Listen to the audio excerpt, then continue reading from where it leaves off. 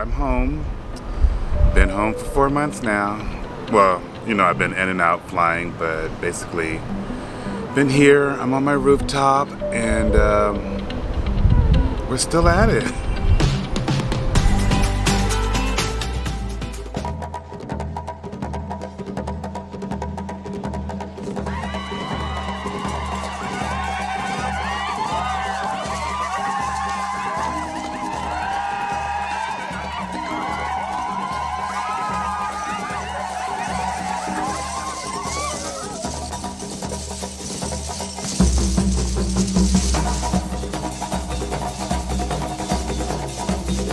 I was watching the news earlier this morning, which, big mistake.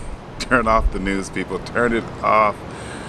America, we are in danger, girl. We are back to numbers with the COVID of March and April. And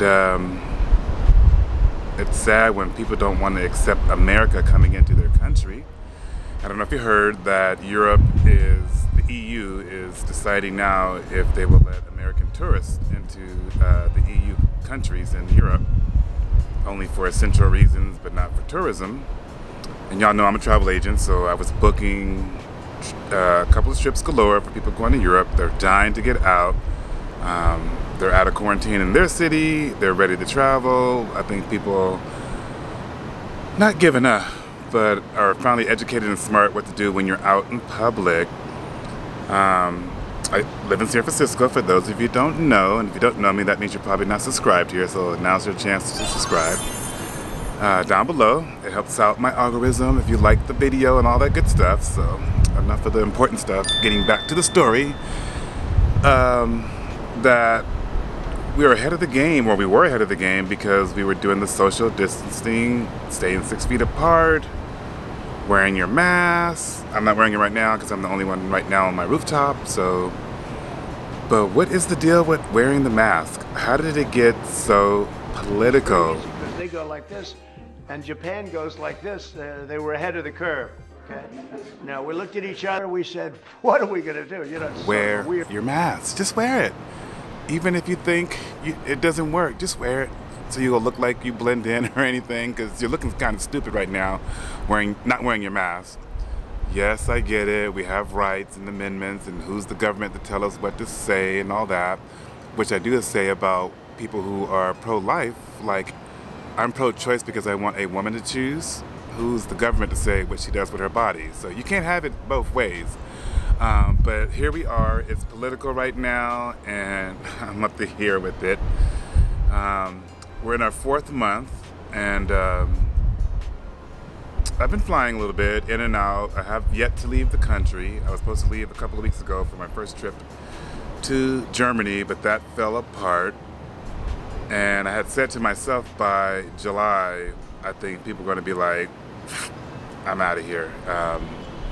You can only hold us up for so long because we're such an entitled country. And then, of course, we know what happened afterwards going on with the Black Lives Matter and the defunding of the police, and that all got mixed up, and what does that really mean? Just so much going on, and I think a lot of people just got to take a breath right now. Take a breath. Take a breath. And I think people are physically doing okay right now, but I think mentally, I think we're all, including myself, is a hot mess right now. It's just a lot. It's just a lot. And where do we go from here? We're going backwards. Most of my city in San Francisco and county and surrounding areas are getting into phase 3. They've given us a lot of freedom. Surprisingly, New York City, which I fly there tomorrow, the next day, are way ahead in numbers. So they're in the phase 3. They're opening up their restaurants and doing all the things. But now the mayor of New York City is saying that they don't want anybody coming in unless you're 14-day quarantine. New York City in America. Who knew? So if you're not from New York and you got to be quarantined, that could mess up my schedule, because one of the few flights that my airlines is flying to is New York, or actually Newark. And I'm not sure if they'll let us fly there now. they've been waiving for crew members for essential reasons that we can go as long as we come right back and we wear masks when we go out and all this good stuff. But it ain't looking good. It's almost July, and I did have planned a vacation July 1st. Secret. You'll know pretty soon. You know I gotta make it a secret. So hopefully where I'm going, they are open for business. That's just it. You just can't plan. I think the hardest part of this whole thing, I'm following the rules, doing everything what people are saying, but you can't predict a week ahead of you. And I never was a planner to begin with. I'm a flight attendant, but it's really bad where you can't even plan a week ahead. There's so much things involved and everything. And we just got to get this out of my chest. So I'm thinking about all the things I'm learning into being sheltered in place and locked up and everything, and listening more than I am speaking. That was my biggest problem. Always trying to be Mr. Right. I'm still right. Well, in my household, I'm still right, if my husband's watching. So as you can see, the drink of the day is espresso triple shot with sweet cream froth. It's so early, so I didn't want to bust out a drink. I mean, I could have done a mimosa, but I'm going to start my day right and chill for today. My sleeping pattern has been crazy. Who else is sleeping between 2 a.m. and 8 a.m.? That seems to be my sleeping since my whole schedule's all messed up. And then I get up and do videos and editing and all that stuff mornings. And I think my life would be a little bit better if they finally open up the gyms in San Francisco. We're real close. I miss the gym. I thought I'd never say that I would miss the gym. I will never complain about the gym. I didn't know how important the gym was in my life. I've been working out my whole entire life, since high school, when I was playing professional, when I was playing sports in school, and just keeping in shape and working out and getting this little body here. I still got it from here on up, but from here on down, I got to work at it. And but a lot of things I'm realizing what was so important to me that I took advantage of. Seeing my family. I didn't know that how often I wasn't calling my family and checking up on them, where I'm now making it a point to call more often, which reminds me, hey Mom, if you're watching, I'll call you today. I know I'm a couple of days off. I said I was going to call you, but I'm going to call you. But checking up on loved ones, that's very important if you get anything out of this. I realized also that I have a second family, my airline family. I kind of knew, flying 30 years, that the airline I work for becomes your family, but I didn't know how much I would miss my family not flying as much as I normally do, or a lot of my colleagues are on volunteer furlough and trying to live their best life. Which brings me to the next segment. Live your best life. You never know when another pandemic's going to happen. You never know when you're going to die. You don't know your day. And this is the perfect example of living your best life. I remember early in the year, after New Year's, we had just got back from Singapore. Yes, I'm name dropping. I was in Singapore for New Year's Eve. And I was talking to my husband and family, and we thought, you know what? We're going to just start traveling more, start planning vacations. We've always wanted to do a cruise, so we had booked our first cruise, and we all know what happened. Everything fell apart. But one of the things we were going to cancel was our Maui trip because it was so expensive. We had decided to rent a huge, big estate villa and bring along our moms and let them live their best life and let them enjoy Hawaii. And we were going back and forth, and I remember saying, you just never know. Why not? We got the money, they're excited, it's only a few weeks away, and it's only for 7 days, why not? So we did it, and we lived our best life. I know my husband and I, we get to travel a lot. We've been around the world, and I've been traveling for 30 years, and it's in my blood. But nothing is greater when you see others travel, so especially people you love, like your parents, close friends. When you see it through their eyes, the beauty of travel. And I must tell you, to see, my mother didn't make it. She canceled the last second because that was disheartening. But my husband's mother made it. My mother-in-law. Hey, Ma Woods, how you doing? Hey, girl, hey. And she was 86 at the time, and she was just living her best life. She was the perfect example of what it is to live your best life. We challenged her to do things out of her box. She was doing it. If you haven't seen the video, definitely check it out. I'll put it up here or in the description. I'll give you the link to check out me in Maui with our mothers. And it was just a beautiful thing to see.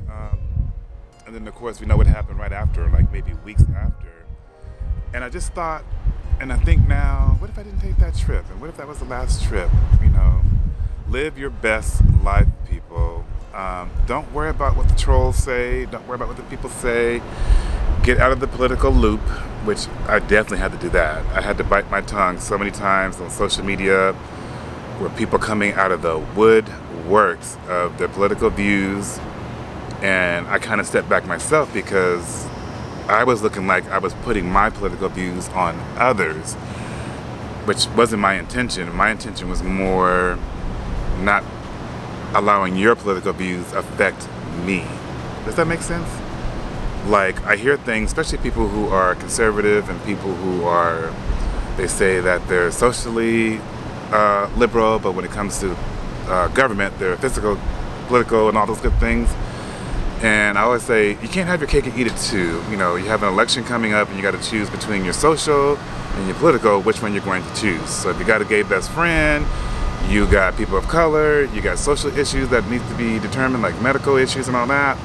What are you going to choose in November? But one of the things I was avoiding is, yeah, it's okay to be friends with people that disagree with you on different opinions. But there's certain things people have as morals and respect and things that just are a deal breaker. The same way if one of your friends you found out was a child molester or a pedophile, you would immediately shut that person off because they have a different opinion, different views, whatever the case might be, it's gross, whatever it might be, you wouldn't have them on your social media.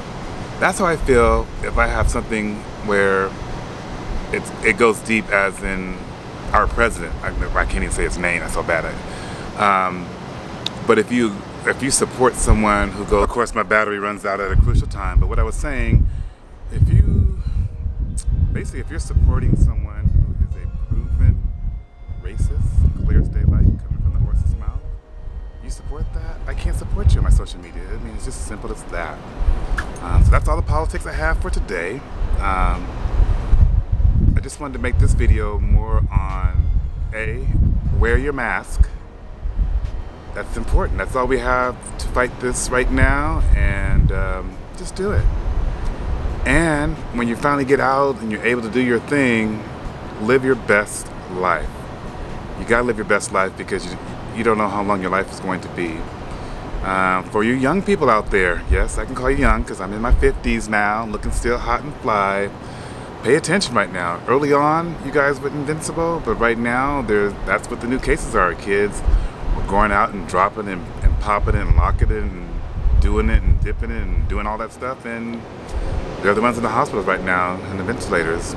And now we got a president who can care less what's going on. He's not the person who he was 4 or 5 months where he was so concerned. But and be careful. Wear your mask, stay 6 feet away, and it's okay to go out, but just be safe. Try to go out for essential. That's what we've been doing, and knock on wood, so far I'm good, and we've been able to go out and dine and go to the beach, and I have a great job. I was able to travel and everything, and live your best life. That's all I gotta say. Anyway, thanks for joining in on this beautiful day here in San Francisco. It's about 85 degrees. And the reason why we talk about the weather so much here in June and early July is, if you've ever been to San Francisco in June and July, you know it is the coldest time to come here in San Francisco. Our winter months are actually June, July, and early August. That fog rolls in from the ocean, and it's like a blanket automatic air conditioner is turned on. You know how you're in the car and it's too cold, you gotta turn actually down the air conditioner? That's how San Francisco gets. And then we get our hot weather, we call it Indian summer, around late August, early September. Beautiful time is October. You can go 2 hours north and go to Napa and check out the harvesting of the grapes that you fine folks love to drink, that Napa Valley wine. Yeah, and when things are getting better, hopefully in the fall that you do some tourism here in San Francisco, because we can use the money, because our city is spending a lot of money to make sure we're safe and clean. Hopefully the next task would be helping out our homeless people, because they're everywhere now.